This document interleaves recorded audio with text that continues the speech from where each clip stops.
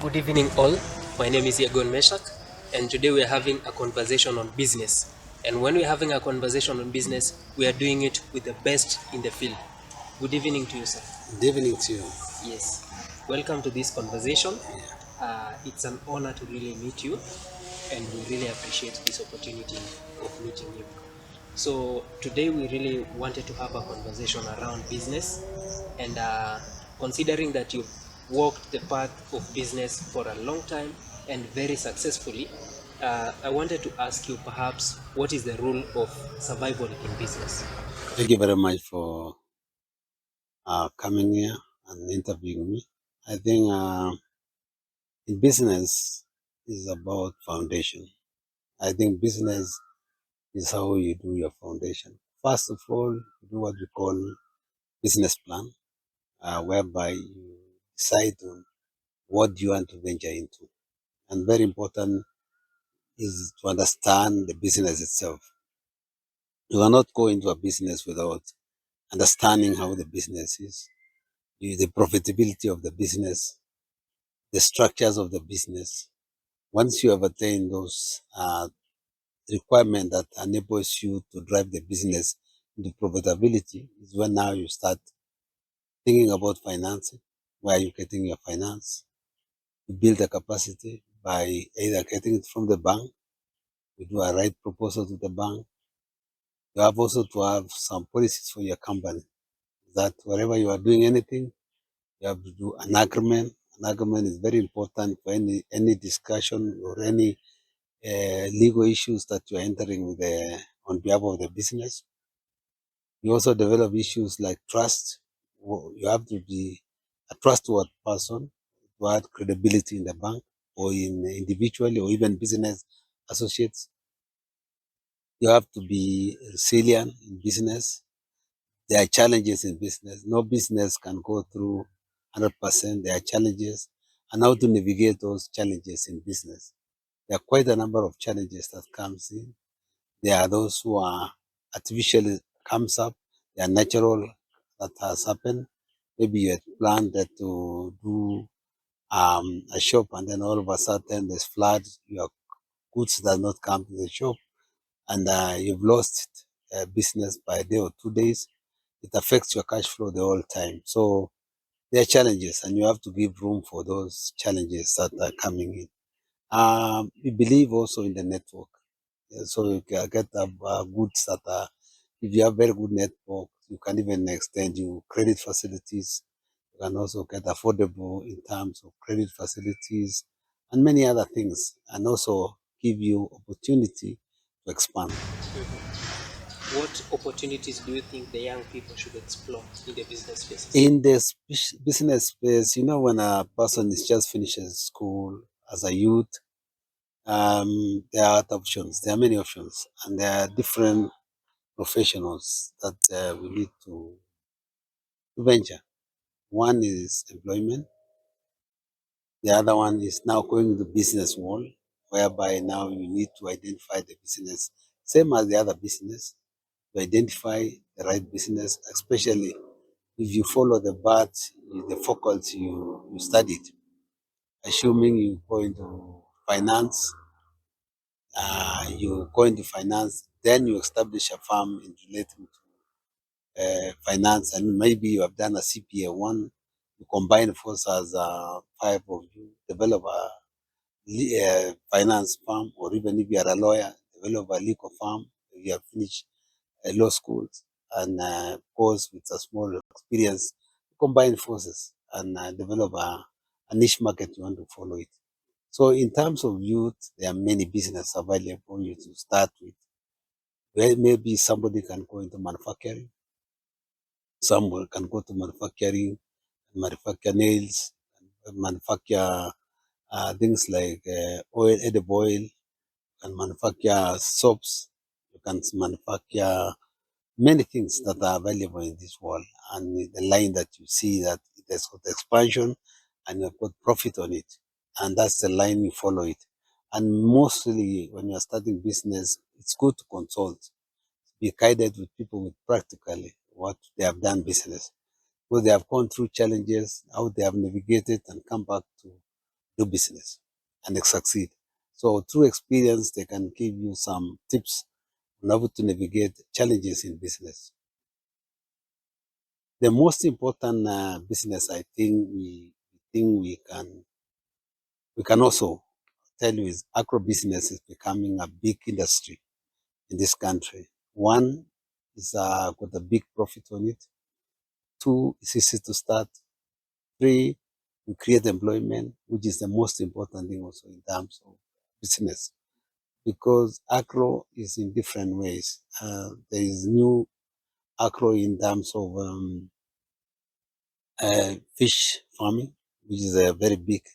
It's also the one for export crops like avocados, like macadamias. You can start in a small way by doing value addition. Tea, do value addition, brand it, and sell it in the local market. And those are the business that are valuable for youths. They can start is there are machines you can go online and find machines that are able to assist you to do value addition, also do manufacturing. Some of them for the shops are very cheap, for the shops are very, very cheap. And those are the things that you need to go online and say industries for which can be easily within this limit of how much are you able to get the access. And there are a lot of funding for youths. There is the government funding. There are so many funding in the banks. Don't tell me you need to have a history of what you have been doing. No. You write a good proposal. There's funding, especially in the government sector, that can give the youths. The other thing is, right now there is technology. And I've seen many jobs globally which are doing online. And I believe our country, we can do so much on that one because we are top in IT or technology. People like Ghana as a government, they are number one in job creation for online business, especially India. Kenya should follow the same. And what is very key is to do in incentivication. You should do incentivize the investors who are going on this online business. This would really help create jobs for the youths. There are a lot nowadays in the world, and I think that's where the world is going. And medically also they are doing online. I think this is an area where we can also explore as youths, especially those who studied medicine. They can do online technology to be able to do X-rays and be able to read it with international on all over and be able to connect to the patients and be able to come up with an idea on treat the patients well. I think there are a lot of business in the youth. It's only that we need to sit down and see which area we can help and build the capacity for these youths. Now, you've talked about online marketing in business in the online spaces. What is your take, perhaps, towards technology and emerging areas like AI? I think for me, emerging in terms of technology is a very new thing in the world, especially on the AI and the AI and robotics. These are things that have come in the world, and we need to embrace on them because it's a very challenging, very difficult for people to understand. Some people think they are losing jobs. I think as a country, we should embrace on and be able to be focused so that we are able to get opportunity and tap into the space available on the technology, especially on manufacturing, on especially so many things. AI is where it's going to take space in Kenya. Um, I've also been reading through your history and I've seen your works in public universities, Taraka University, for instance. So, when I contradistinguish Kenyan public universities and let's say public universities in Europe, the European ones are performing a little bit better. especially in terms of finance management. Perhaps what is your take on where should we up our game as public universities in Kenya? What should we do better? Thank you very much for your question. I think what I see myself and why I'm participating is to see in my small way how to help the universities get the right faculties in terms of management, in terms of developing, branding the schools, becoming international.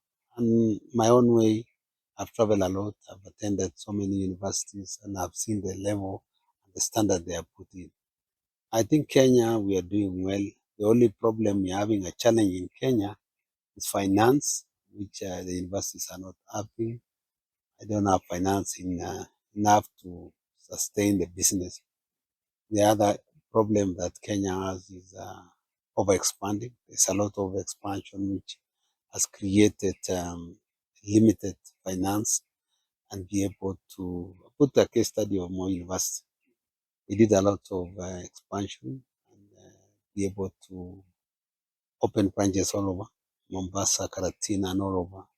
But the only thing with that, they all actually assess those universities into a normal university without considering their financials. They should have managed to give them a credit facility through the bank and more universities paid. So this more could have been able to survive. I'm giving a case study as one, but I believe many of the issues is about also the shortage of employment for the students at the universities where the universities are having challenge because you would wish that when graduates comes out of the university, they should immediately get jobs and there should be a big planning within the government and universities that where do we take these students when they come out of the university.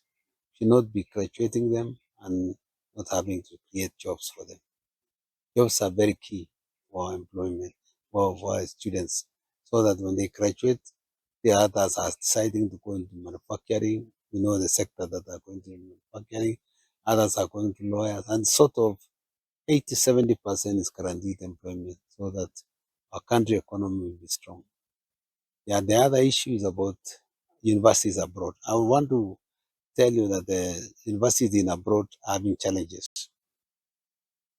There is this immigrant laws which have been created in countries like UK, where universities are having challenge in getting students because of the university visas that are not allowed to students.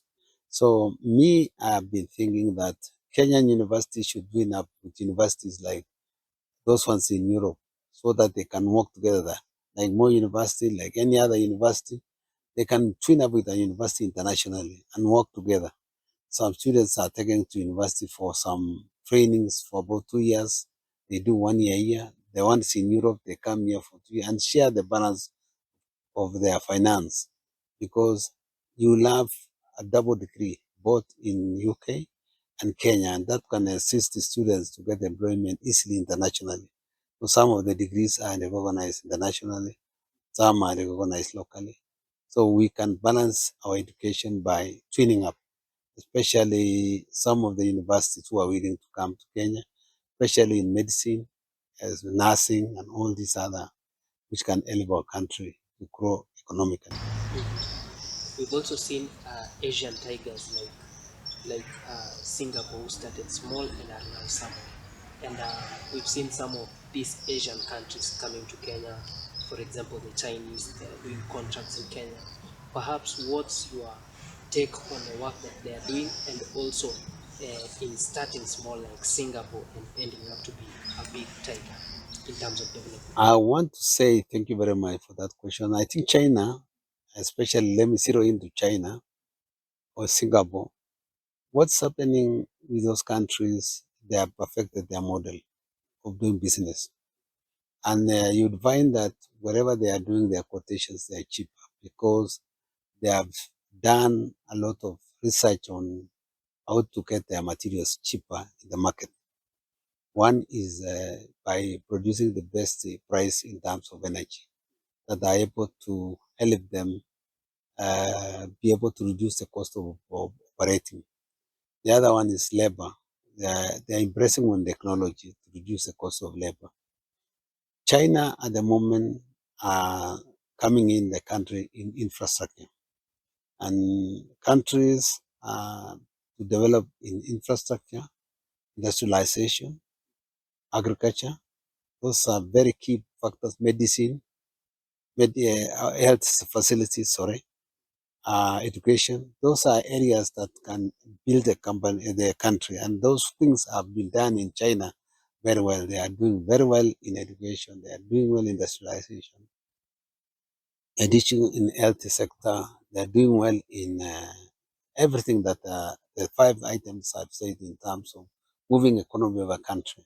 So with that one, I believe China has been able to develop a very strong phase in infrastructure in this country, which has enabled them to penetrate the market. The only challenge I would say with the Chinese is that they are only focused on their country. They are not doing the technology transfer, which they are supposed to do and demonstrate that they are doing that. They are buying everything from China, and steel are coming from China. We have industries which are dealing with steel. They believe that they are very expensive. Why don't they manufacture from our country? Why don't they set even 2, 3 factories? Wherever they are given a project like that one of the airport, they should build 3, 4 factories in this country, which can be left here. What they are doing is they are bringing steel, they are bringing personnel to work, they are bringing food from their country, they're bringing water. These things should end. Policy should be set in the country which can help the local industry to benefit, and at least some money to be left. And the government should make a policy. At least 40% of the business that are being gotten to China should be left in the country, especially on materials, especially on knowledge transfer. This is very key. By now, 10 years, 15 years, we've worked with the Chinese. Kenyans be able to do some big roads and be able to embrace on doing very big buildings and manufacturing. We should be able to know which manufacturing is more used in by the Chinese when they come to this country. We could be doing electrical items. We could be doing things like iron sheets. We should be doing so many things that are being used by Chinese, but they are importing from their country. Should be a conditional by the government. Policy should be followed. I'm sure the policy is there, but nobody is strictly following. We need to be able to protect our citizens. I mean, you go to Dubai, you can't open a company on your own. You find Dubai have set regulation whereby when you open a company in Dubai, the local must get about 51%. Although it's not participating in your company, there's some money you have to pay every end of the year to protect your industry in Dubai. Why can we not replicate in Kenya? Yeah, Kenyans should be able to benefit and benefit fully because this is our country. Yeah. Uh, Perhaps one of the last business questions I'll ask: in what way can the youth and the government partner to ensure that we have a sustainable business environment for the young people to grow in the business spaces? I think the first thing the government should do is to do a database of our youths when they are coming out of the university or whatever the colleges, like the TPETs. We know that in this location there are many students who have come out of it, and we plan accordingly, according to the numbers from the sub-location or the sub-county, how many students are coming out of there. We design them accordingly. We get to know the faculty they have studied, and we prioritize on the first come in, first go in. All that we plan from the way when a